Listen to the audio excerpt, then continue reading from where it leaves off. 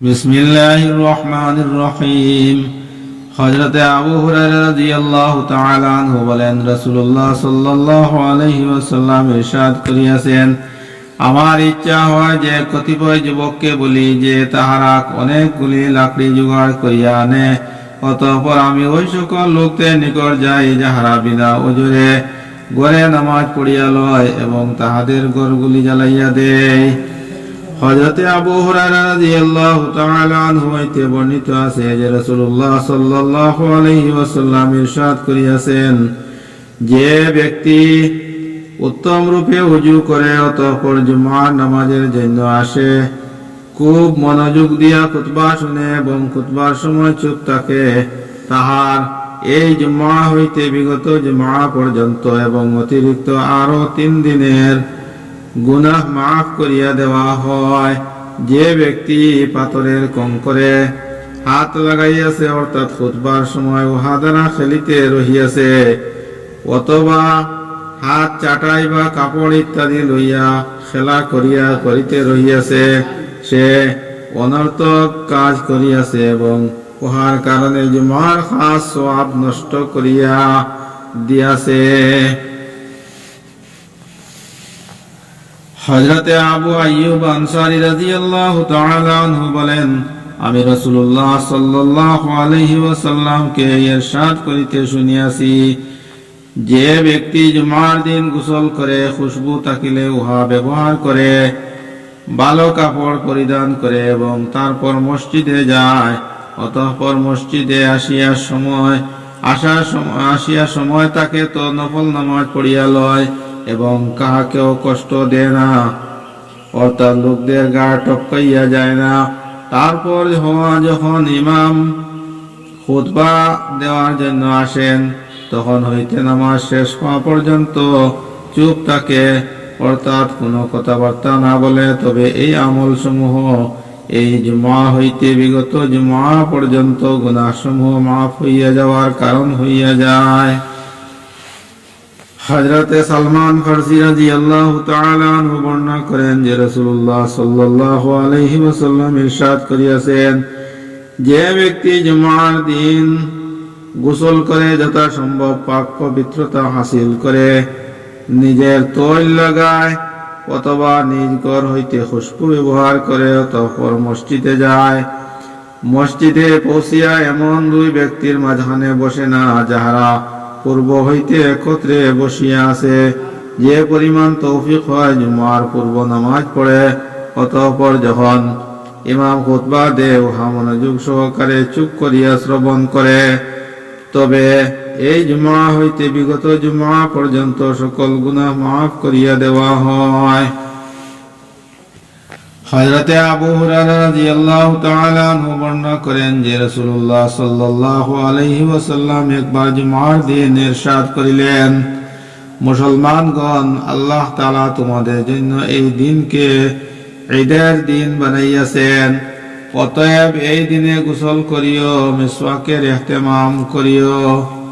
হযরত আবু উমামা রাদিয়াল্লাহু তাআলা আনহু হইতে বর্ণিত আছে যে নবী করিম সাল্লাল্লাহু আলাইহি ওয়াসাল্লাম ইরশাদ করিয়াছেন, জুমার দিনের গোসল চুলের গোড়া হইতে পর্যন্ত গুনাহগুলিকে বাহির করিয়া দেয়।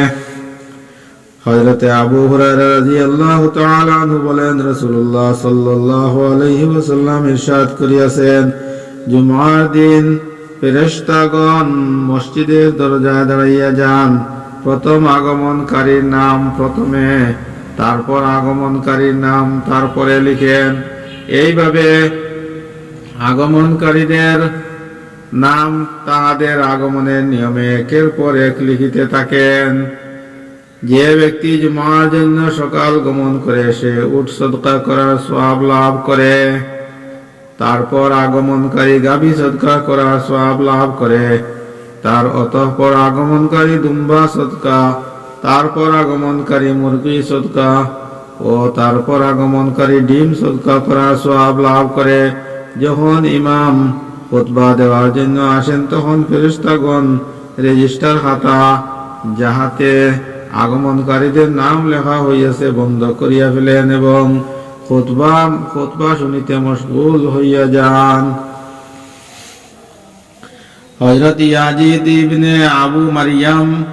রহমতুল্লাহি তাআলা আলাইহি বলেন, জুমার জন্য পায়ে হাঁটিয়া যাইতেছিলাম, এমন সময় হযরত আবায়া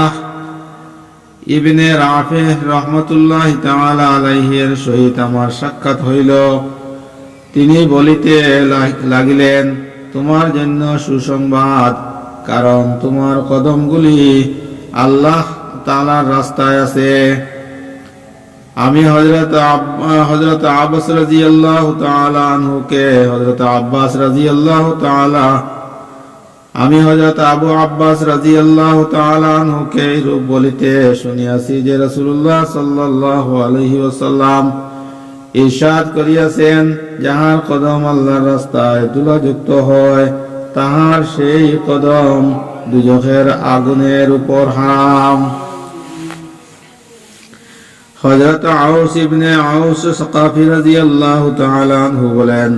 আমি রাসূলুল্লাহ সাল্লাল্লাহু আলাইহি ওয়াসাল্লামকে ইরশাদ করিতে শুনিয়াছি যে ব্যক্তি জুমার দিন খুব উত্তম রূপে গোসল করিয়া অতি প্রত্যুষে মসজিদে যায়, পায়ে হাঁটিয়া যায়,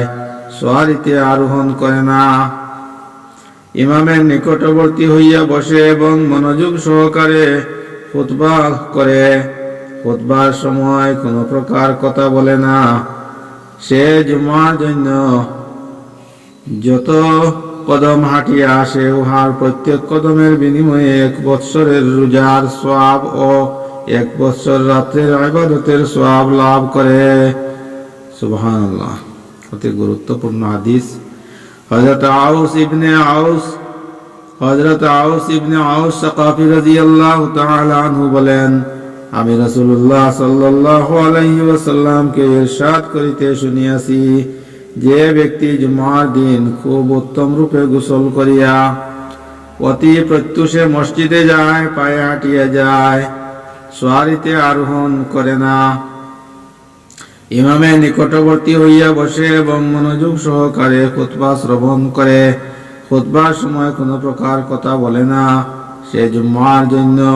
যত কদম হাঁটিয়া আসে, উহার প্রত্যেক কদমের বিনিময়ে 1 বৎসরের রোজার সওয়াব ও 1 বৎসরের রাতের ইবাদতের সওয়াব লাভ করে। সুবহানাল্লাহ।